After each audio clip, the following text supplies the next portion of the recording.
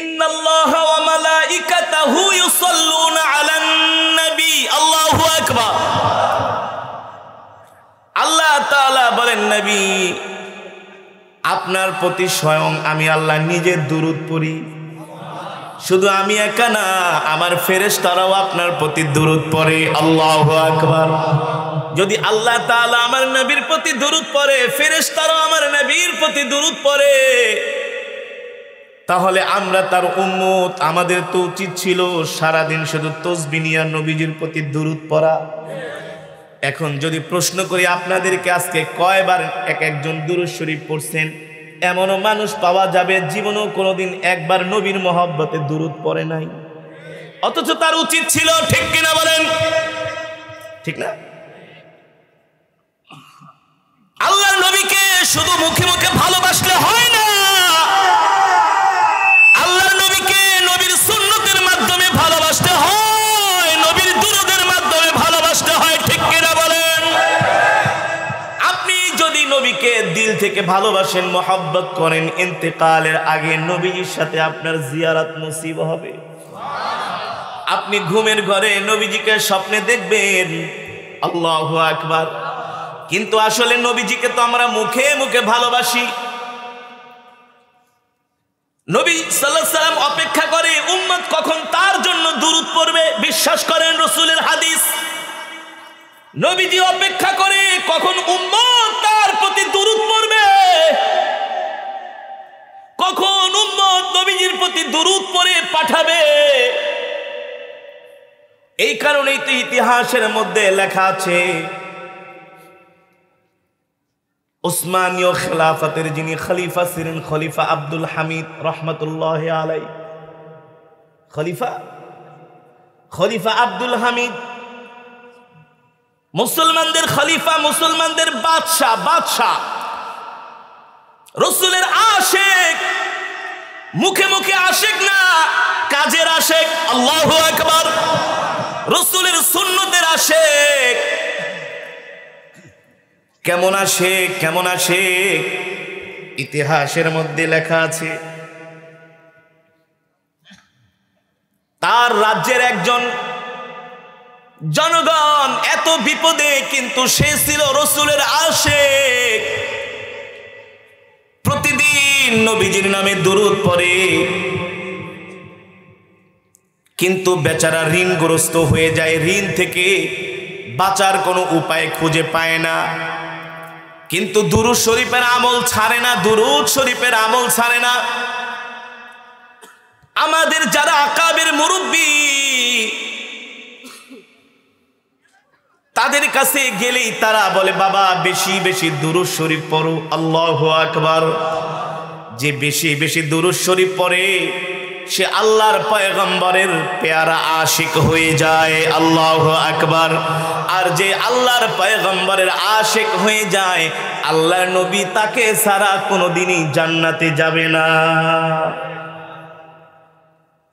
দুরূদ এমন এক আমল, দুরূদ এমন এক আমল, আপনি যত কঠিন বিপদের মধ্যে পতিত হন না কেন, দুরূদ শরীফ পড়বেন, দুরূদ শরীফ পড়বেন, আল্লাহ তাআলা ওই বিপদ থেকে আপনাকে উদ্ধার করে দিবে। আল্লাহু আকবার। এমনকি আপনি আমি যে দোয়া করি আল্লাহর দরবারে, দোয়া কবুল হয় না, এর কারণ হলো দোয়ার মধ্যে দুরূদ থাকে না। এ কারণে দোয়ার শুরুতে দুরূদ পড়তে হয়, দোয়ার শেষেও দুরূদ পড়তে হয়। দুরূদ শরীফ এমন এক আমল, আপনি যদি বেশি বেশি দুরূদ শরীফ পড়েন, প্রতিটা কাজের মধ্যে আল্লাহ তাআলা আপনাকে বরকত দান করবে। আর আস্তে কোন সুবহানাল্লাহ। সব কাজের শুরুতে দুরূদ শরীফ, হাঁটতে চলতে দুরূদ শরীফ। কিন্তু আমরা তো এমন গরু খাওয়া মুসলমান হয়ে গেছি, নবীজির প্রতি আমরা দৈনিক 2-4 বারও মনের মহব্বত নিয়ে নবীর নামে আমরা দুরূদ পড়ি না। অথচ মনের সুখে ঠিকই মুসলমান গান গায়, আজে বাজে গান গায় না, গানের টান দেয়, সব কিছু নিয়ে চিন্তা করে, কিন্তু নবীজিকে নিয়ে চিন্তা করে না, নবীর মহব্বতে দুরূদ পড়ে না। ও যুবক, তুমি তো তোমার প্রিয় মানুষের জন্য পাগল হয়ে যাও।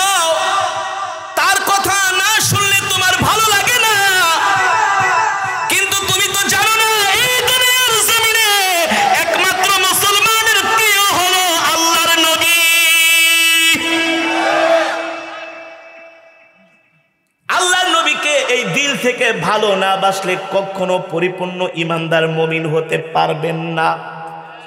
রাসূলের হাদিস, আমার মুখের কথা না। লা ইউমিনু আহাদুকুম হাত্তা আকুনা আহাব্বা ইলাইহি মিন ওয়ালিদিহি ওয়া ওয়ালাদিহি ওয়ান নাসি আজমাইন। রাসূলের হাদিস বাবা, আমি বানায় বানায় বলি না। আল্লাহর নবী বলে, যে আমাকে দিল থেকে মহব্বত করবে না, ভালোবাসবে না, সব কিছুর ঊর্ধ্বে আমাকে রাখবে না, সে পরিপূর্ণ মুমিন না। এই কারণেই তো আল্লাহর পয়গম্বরের সাহাবী হযরত সালমান ফারসি রাদিয়াল্লাহু তাআলা আনহু আল্লাহর নবীকে জীবনের চাইতে ভালোবেসেছেন। আল্লাহু আকবার। আমরা তো এখন নবীজিকে মুখে মুখে ভালোবাসি, অথচ নবীজিকে সাহাবী সালমান ফারসি কেমন ভালোবেসেছেন। রওজায়ে আতহারের একেবারে গেটের উপরে একটা আয়াত লেখা, ইয়া আইয়ুহাল্লাযীনা আমানু লা তারফাউ আসওয়াতাকুম ফাওকা সাওতিন নবী। আল্লাহু আকবার। যারা মদিনা শরীফে গিয়েছেন, রাসূলের রওজায় গিয়েছেন, রাসূলের রওজার একেবারে গেটের উপরে এই আয়াতটা লেখা। রাসূলের সাহাবী সালমান ফারসি নবীজিকে কেমন ভালোবাসতেন। সালমান ফারসির কণ্ঠের আওয়াজ ছিল একটু বড়, একটু উঁচা। আল্লাহ তাআলা এই আয়াতটা নাজিল করার পরে সালমান ফারসি মদিনা থেকে জঙ্গলে চলে গেছেন, মরুভূমিতে, যে গাছের নিচে বসে বসে কান্না করতেছেন। মদিনায় সালমান ফারসিকে খুঁজে পাওয়া যায় না। আল্লাহ নবী জিজ্ঞেস করলেন, ও সাহাবী, আইনা সালমান ফারসি, আমার সালমান ফারসি কোথায়? সাহাবারা খুঁজে দেখেন, কোথাও সালমান ফারসি রাদিয়াল্লাহু তাআলা আনহুকে খুঁজে পাওয়া যায় না।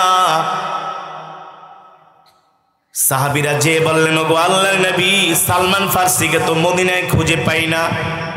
নবীজি বলে, বলো কি আমার কলিজার টুকরা সাহাবী, আমার আদরের সাহাবী, আমার ভালোবাসার সাহাবী, যে সাহাবী কিনা মা ছেড়ে, বাবা ছেড়ে, আত্মীয় স্বজন ছেড়ে, নিজের মাতৃভূমি ছেড়ে, ঘর ছেড়ে, বাড়ি ছেড়ে, সেই পারস্য থেকে নবীজির মহব্বতে চলে আসছে মদিনায়। আল্লাহু আকবার। আদরের সাহাবী কিনা সব ছাইরা চলে আসছে, মা বাবা, ঘর বাড়ি, সম্পদ। আর আমরা 2-3 দিনের জন্য আল্লাহর রাস্তায় বের হতে চাই না, ঠিক না? অনেক বড় ইমানদার 3 দিনের জন্য ঘর ছাড়তে চাই না। 3 দিনের কথা বললে ঘর ছাড়ার জন্য বলে, ঘর ছাড়বো কেন? আরে ওটা কোনো কাজ নাকি? মাঝে মাঝে ঘর ছেড়েও একটু দূরে যায় ইবাদত করতে হয়, একাকিত্ব, ঠিক না? আল্লাহকে পাওয়ার জন্য। সালমান ফারসি নিজের বাড়ি ছাইরা মদিনায় চলে আসছে, কেমন ভালোবাসে রাসূলকে। আল্লাহু আকবার। ভালোবাসে না? সেই সাহাবীকে মদিনায় পাওয়া যায় না। নবীজি হতাশ হয়ে গেছে, তাড়াতাড়ি আমার সাহাবীকে খুঁজে নিয়ে আসো। কারণ নবীজি তো তার জীবনের চাইতে সাহাবীদেরকে, উম্মতকে ভালোবেসেছেন, ঠিক কিনা বলেন? নিজের জীবনের চাইতে নবীজি সাহাবীদেরকে, উম্মতদেরকে ভালোবেসেছেন। নিজে না খেয়ে সাহাবীদেরকে খাইয়েছেন, নিজে না খেয়ে। নিজের পরিবারের খবর নাই, চুলায় আগুন জ্বলে না, কিন্তু সাহাবীদের বাড়িতে যায় নবীজি আটার বস্তা দিয়ে এসছেন। এমন করে সাহাবীদেরকে নবীজি ভালোবাসতেন। সালমান ফারসিকে মদিনায় খুঁজে পাওয়া যায় না। আল্লাহ নবী বললেন, যাও আমার সাহাবীকে খুঁজে নিয়ে আসো। কোথায় আছে? আমার কলিজার টুকরা সাহাবী সালমান। আল্লাহু আকবার। সালমান ফারসির বয়স হয়েছিল প্রায় 250 বছর। কত বছর? 250 বছর বয়স। দেখতে শুনতে উঁচা লম্বা, অনেক সুন্দর। কণ্ঠ ছিল অনেক সুন্দর, গলার আওয়াজ ছিল বড়। ছোটভাবে আস্তে কথা বললেও অনেক বড় আওয়াজ হতো। সাহাবীরা কোথাও তাকে মদিনায় খুঁজে পায় না, চলে গেলেন মরুভূমিতে। যে দেখেন জান্নাতি সাহাবী সালমান ফারসি রাদিয়াল্লাহু তাআলা আনহু গাছের নিচে বৈশা বৈশা কান্না করতেছে।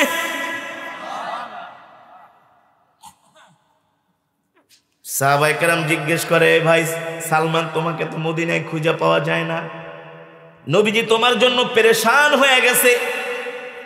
ও মুসলমান, আমার কলিজার টুকরা এমন নবী ছিলেন, আমার নবী যদি এখনো থাকতেন,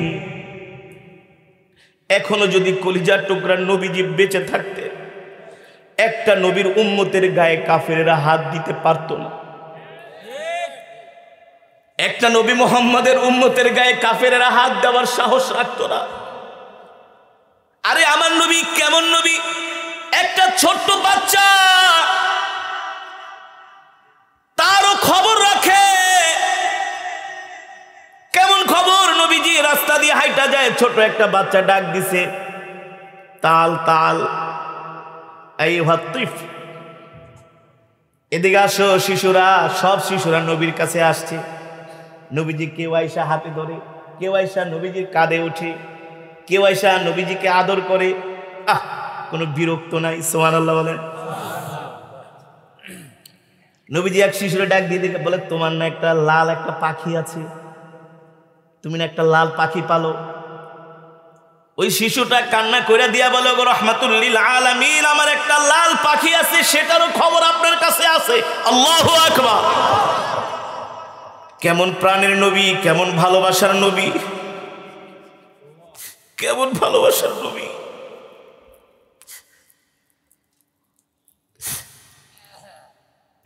রাহমাতুল লিল আলামিন, কেমন ভালোবাসার নবী। এই কারণে তো আল্লাহ কোরআনের মধ্যে বলছেন, ওমা আরসালনাকা ইল্লা রাহমাতাল লিল আলামিন।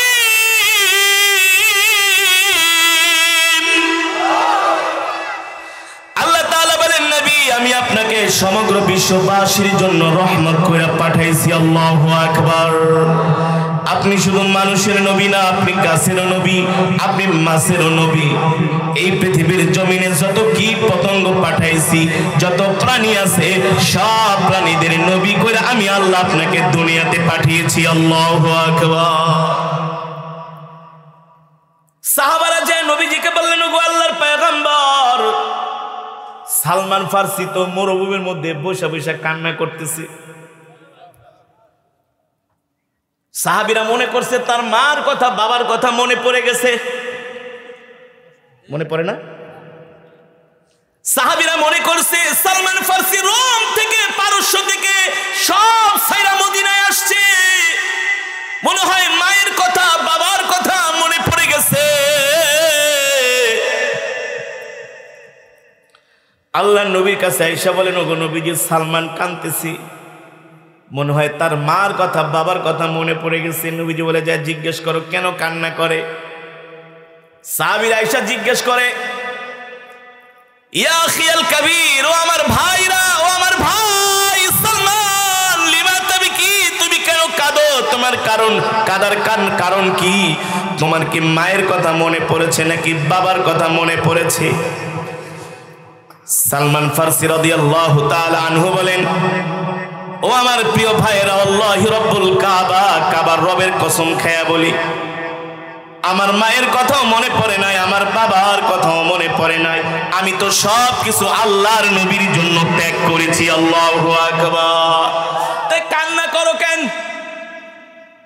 বলে, কালকে রাত্রে একটা কোরআনের আয়াত নাজিল হয়েছে, ইয়া আইয়ুহাল্লাযীনা আমানু লা তারফাউ আসওয়াতাকুম ফাওকা সাওতিন নবী।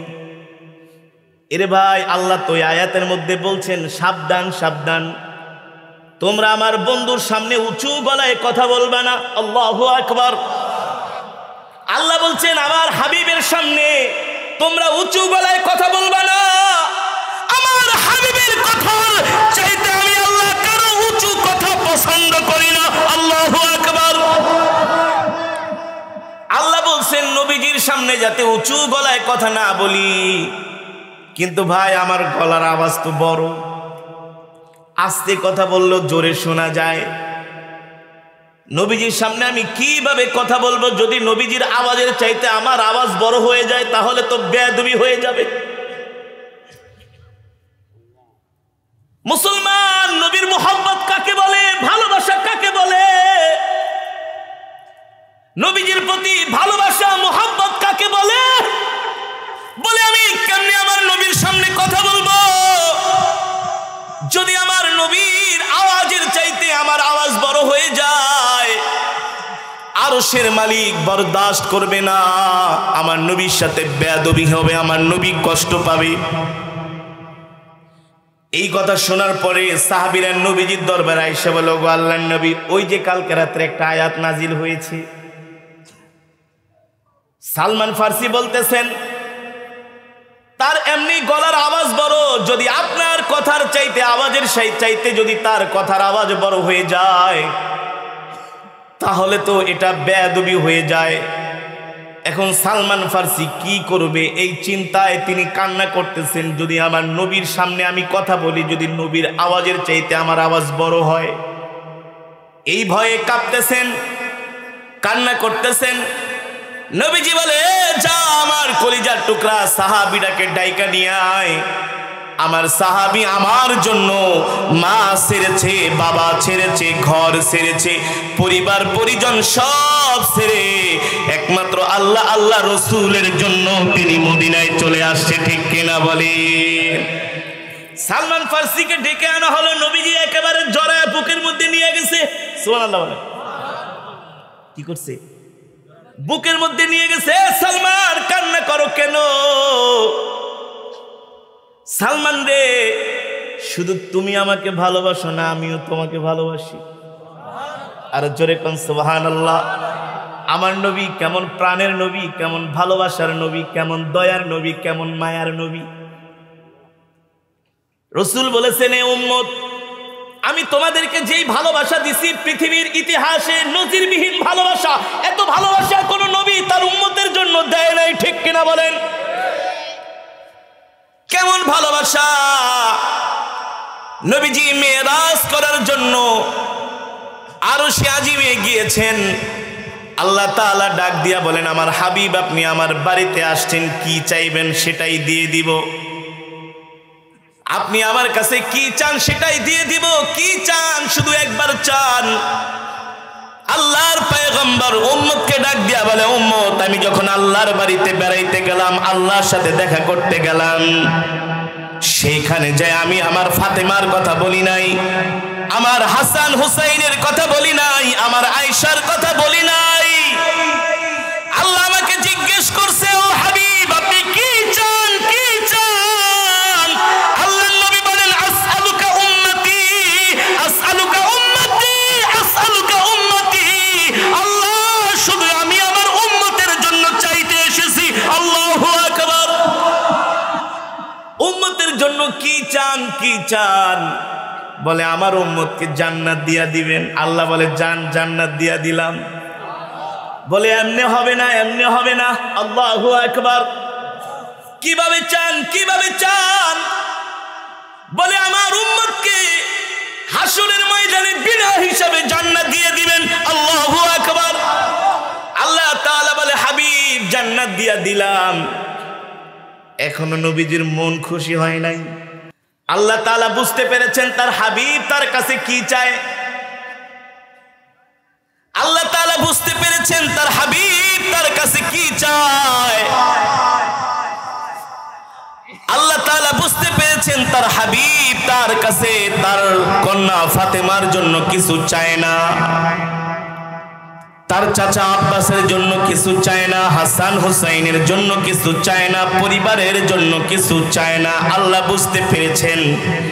এবার আল্লাহ তাআলা ডাক দিয়া বলেন, হাবিব, হাসরের ময়দানে আমি যখন বিচারকের আসনে বসবো, ওই সময় আমি আল্লাহ কাউকে সুপারিশ করার অনুমতি দিব না, একমাত্র আপনি সুপারিশ করার অনুমতি পাবেন। আল্লাহু আকবার। আপনি সুপারিশ করবেন, আপনি সুপারিশ করবেন। শাফিআ ওয়া মুশাফফা, আপনি সুপারিশ করবেন, আপনি সুপারিশ করবেন, আমি আল্লাহ আপনার চেহারার দিকে তাকিয়ে থাকবো যতক্ষণ পর্যন্ত আপনার মুখে হাসি ফুটবে না, ততক্ষণ পর্যন্ত আমি আল্লাহ আপনার উম্মতকে মাফ করতেই থাকবো। এই হলো প্রাণের নবী। আল্লাহু আকবার। এই জন্য আল্লাহ কোরআনের মধ্যে বলছেন, লাকাদ জাআকুম রাসূলুম মিন আনফুসিকুম আজিজুন আলাইহি মা আনিতুম হারিস। এই কোরআনে আল্লাহ বলছেন, এ দুনিয়ার মানুষ, তোমাদের মধ্য থেকে আমি তোমাদের জন্য একজন নবী পাঠাইছি, যেই নবী কিনা তোমাদেরকে জীবনের চাইতে ভালোবাসে। তোমরা দুঃখ পেলে তোমাদের নবীও দুঃখ পায়। আল্লাহু আকবার। তোমরা কষ্ট পেলে তোমাদের নবীও কষ্ট পায়।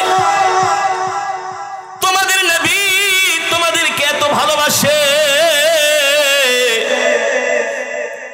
তার জীবনের চাইতে, পরিবার পরিজনের চাইতে, সব কিছুর চাইতে তোমাদের নবী তোমাকে ভালোবাসে। আল্লাহু আকবার।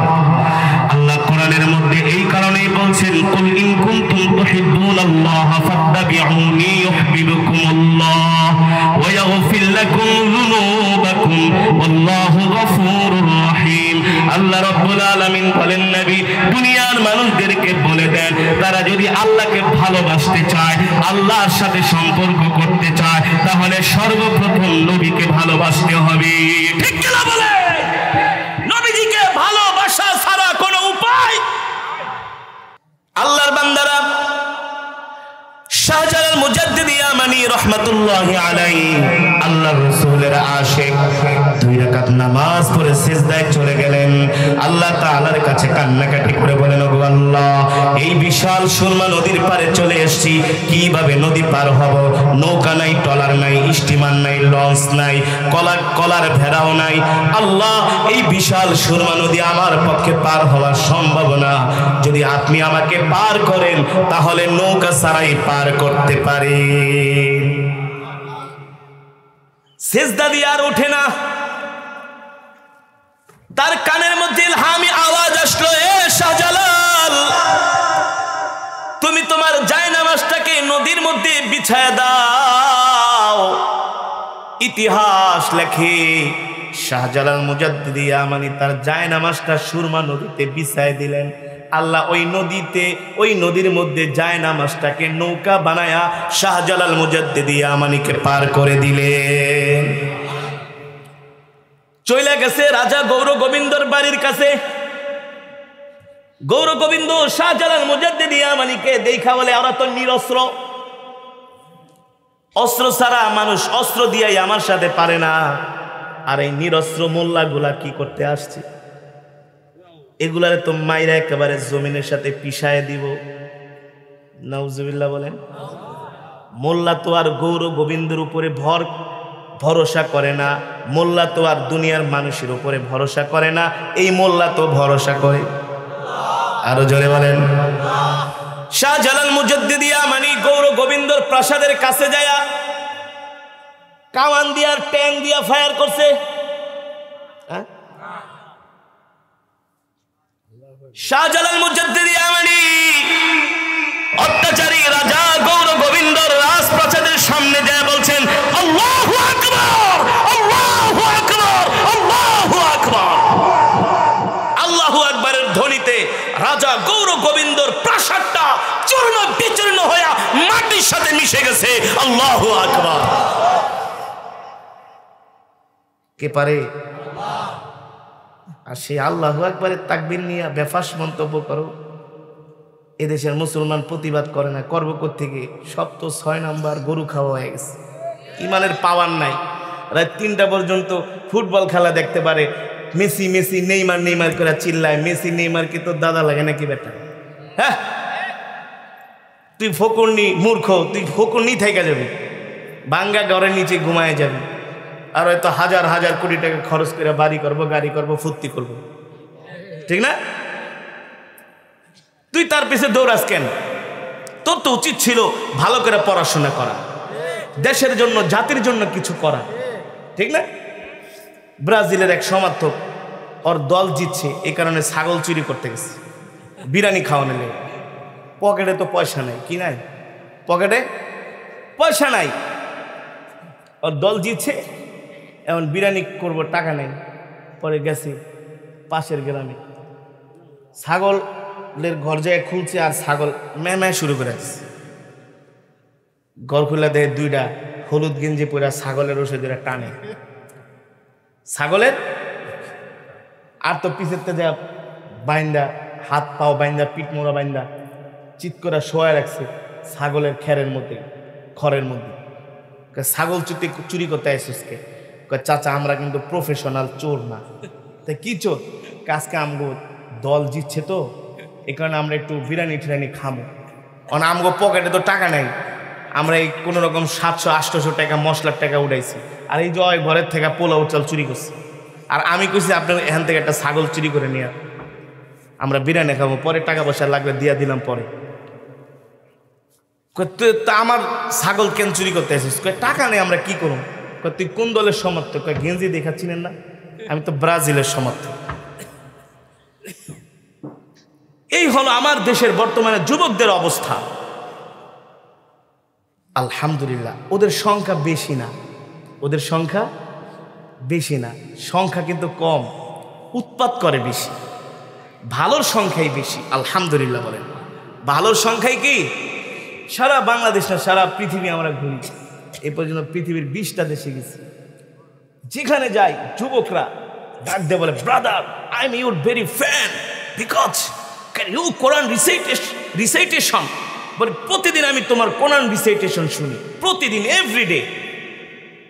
মরক্কো, আফগানি, পাকিস্তানি, কাশ্মীরি, ইরানি, সেই আফ্রিকার কালো কালো মানুষগুলা বলে, এই যে দেখো আমার মোবাইলের দিকে তাকাও, প্রতিদিন তোমার তেলাওয়াত শুনি।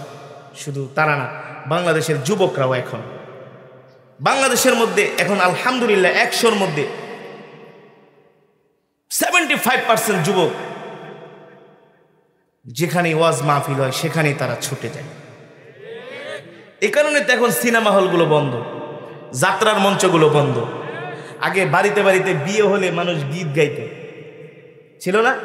সব বন্ধ হয়ে গেছে এই সমস্ত অশ্লীলতা। কারণ এদেশের যুবকরা বুঝতে শিখেছে, এদেশের মুসলমান জানতে শিখেছে শান্তি একমাত্র আল্লাহর কোরআনের মধ্যে, এছাড়া অন্য কোনো তন্ত্রে মন্ত্রে শান্তি নাই। এই যে আপনারা গভীর রজনীতে ঠান্ডার মধ্যে বসে আছেন, মাহফিলের শেষে আপনাদেরকে এক পোটলা বিরিয়ানিও দেওয়া হবে না, 500 টাকাও। এটা তো রাত্রবেলা। দিনের বেলা তো আমরা ওয়াজ করি আপনাদের অঞ্চলে, রংপুর, দিনাজপুর, নীলফামারী, কুড়িগ্রাম, লালমনিরহাট, রাজশাহী, পাবনা, সিরাজগঞ্জ।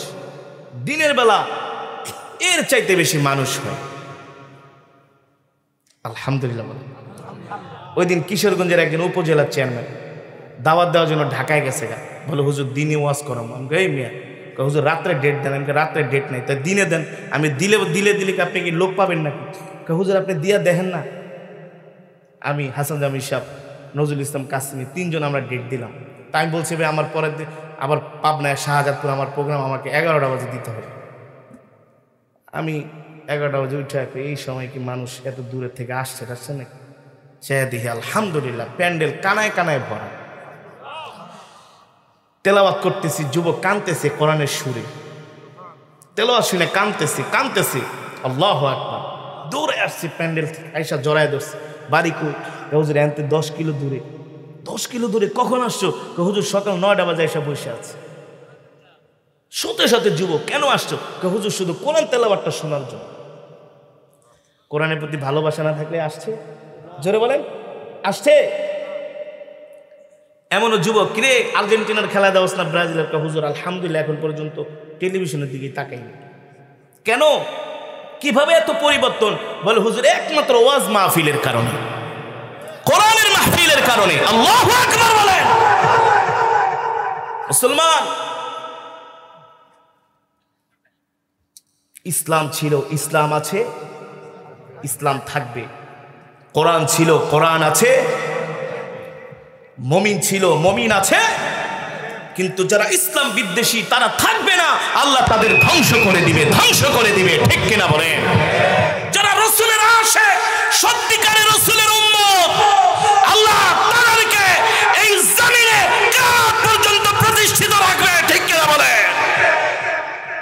আল্লাহ তাআলা আমাদের সেই দলে শামিল করুন বলি আমিন। আরো জোরে সরে বলি আমিন। আল্লাহর বান্দারা, এই ধরায় এই জমিনে ইমাম মাহদী আলাইহিস সালাম আসবেন।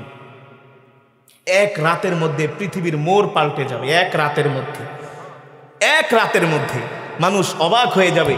রাত্রবেলা ঘুমাইছে, সকালবেলা উঠা দেখবে মুসলমানদের সারা পৃথিবীতে বিজয় ধ্বনি, সারা পৃথিবীতে বিজয় ধ্বনি। আল্লাহু আকবার। সে ইমাম মাহদীর সৈন্য তারা হবে যারা রাসূলের আশিক হবে, ঠিক কিনা বলেন? ইমাম মাহদী আলাইহিস সালামের শিষ্য তারা হবে যারা রাসূলের 100% আশিক হবে। গরু খাওয়া মুসলমান না, লাউ খাওয়া মুসলমান না, মিষ্টি খাওয়া মুসলমান না, এই সমস্ত সুন্নাত আদায় করা মুসলমান না, রক্ত দেওয়া মুসলমান। কি দেওয়া মুসলমান? রক্ত দেওয়া মুসলমান। আল্লাহর নবী দ্বীনের জন্য তায়েফের ময়দানে রক্ত দিয়েছেন, জান দিয়েছেন, মাল দিয়েছেন। আল্লাহ দুইটা কন্ডিশন দিয়েছেন, বান্দা জান্নাত চাস, জান্নাত দিব। কন্ডিশন দুইটা। কয়টা? শর্ত ছাড়া জান্নাত আমি আল্লাহ দিব। আল্লাহ বলছে শর্ত ছাড়া জান্নাত নাই। এত সোজা না। জান্নাত তো আর টাঙ্গাইলের চমচম না যে চাইলেই পাওয়া যায়। আল্লাহ বলে জান্নাত নিবি, দুইটা শর্ত। কয়টা? মনে রাখেন, কয়টা শর্ত? দুইটা, জান এবং ইন্নাল্লাহা আশতারা মিনাল মুমিনিনা আনফুসাহুম ওয়া আমওয়ালাহুম বিআন্না লাহুমুল জান্নাহ। আল্লাহ বলে জান দিব, জান্নাত দিব, মাল আর জানের বিনিময়ে। আল্লাহু আকবার। আপনারা গভীর রজনী পর্যন্ত কোরআনের মজমায় বসে বসে কোরআনের বয়ান শুনেছেন। আপনাদেরকে আল্লাহ তাআলা উত্তম জাযা খায়ের দান করুন বলি আমিন। ওঠাউটি করে না, বসেন বসেন বসেন। আদ-দুআউ হুয়াল ইবাদা। দোয়া একটা ইবাদত। আমরা এখনই দোয়া করব। একজনও উঠবেন না। এক খতম করে কোরআন শরীফের সওয়াব পেয়েছেন। আর কয়টা মিনিট একটু বসেন মেহেরবানি করে, তারপরে আমরা দোয়া করব, একসাথে বাড়িতে যাব। সুন্দর হয় না ভাই? সুন্দর হয় না? একটু বসেন, আর 2টা মিনিট বসেন। আমি এখনই বয়ান শেষ করে দিচ্ছি। আল্লাহর বান্দারা, আল্লাহ তাআলা আমাদের জীবনে যতদিন বাঁচায় রাখবে আমরা রাসূলের সুন্নতের উপরে বেঁচে থাকবো ইনশাআল্লাহ। প্রতিদিন আমরা দুরূদ শরীফের আমল করব। প্রতিদিন আমরা কি করব? দুরূদ শরীফের আমল করব। ওই যে যেই ঘটনাটা বলতে নিলাম, খলিফা আব্দুল হামিদ রহমতুল্লাহি আলাইহি, এই ঘটনাটা বলতে গেলে অনেক সময় লাগবে। অন্য সময় আমি ইনশাআল্লাহ আপনাদেরকে এই ঘটনাটা শোনাবো। তবে এর আগে আপনাদের ইশক, আপনাদের জজবা আমি বুঝতে পেরেছি। আলহামদুলিল্লাহ, অনেক জজবা আল্লাহ দ্বীনের প্রতি। আল্লাহ তাআলা এই জজবাকে আল্লাহ কবুল করুন বলি আমিন। তবে বেশি বেশি নবীজির প্রতি দুরূদ শরীফ পড়বেন। ঘরে দস্তরখানা বিছায় ভাত খাবেন, দস্তরখানা বিছায়া মিসওয়াক ব্যবহার করবেন। মিসওয়াক করবেন তো? মিসওয়াক ব্যবহার করবেন তো? কে কে করবেন? হাত ওঠান তো দেখি। নারায়ে তাকবীর, নারায়ে তাকবীর, নারায়ে তাকবীর। আল্লাহ কবুল করুন। হাত নামান। কালকেই বাড়িতে যায় মিসওয়াক বানাবেন একটা করে। সবার পকেটে কি থাকবে? নবী করিম সাল্লাল্লাহু আলাইহি ওয়াসাল্লাম বলেন, আমি তো ভয় পেয়ে যেতাম মাঝে মাঝে যে আল্লাহ নাকি মিসওয়াক করা ফরজ করে দেয়। মিসওয়াকের এত সওয়াব, এত সওয়াব। আল্লাহু আকবার। আপনি মক্কা মদিনায় যাবেন, দেখবেন পুলিশ দাঁড়ায় দাঁড়ায় ডিউটি পালন করতেছে আর মিসওয়াক করতেছে। আরবরা এত বেশি মিসওয়াক করেন, এত বেশি মিসওয়াক করেন, কারণ মিসওয়াক করে নামাজ পড়লে আল্লাহর দরবারে নামাজ কবুল হয়ে যায়। 70 গুণ বেশি সওয়াব পাওয়া যায়। সুবহানাল্লাহ বলেন। এই মিসওয়াকের এত আমল সাহাবীরা করতেন, এত ফজিলত। এই কারণে কালকে থেকে মিসওয়াক করবেন, বেশি বেশি দুরূদ শরীফ পড়বেন, রাসূলের সুন্নতগুলো খুঁজে খুঁজে পালন করবেন ইনশাআল্লাহ। তৌফিক দান করুন। আল্লাহ আমাদেরকে রাসূলের আশিক হিসাবে কবুল আর মঞ্জুর করুন বলে আমিন।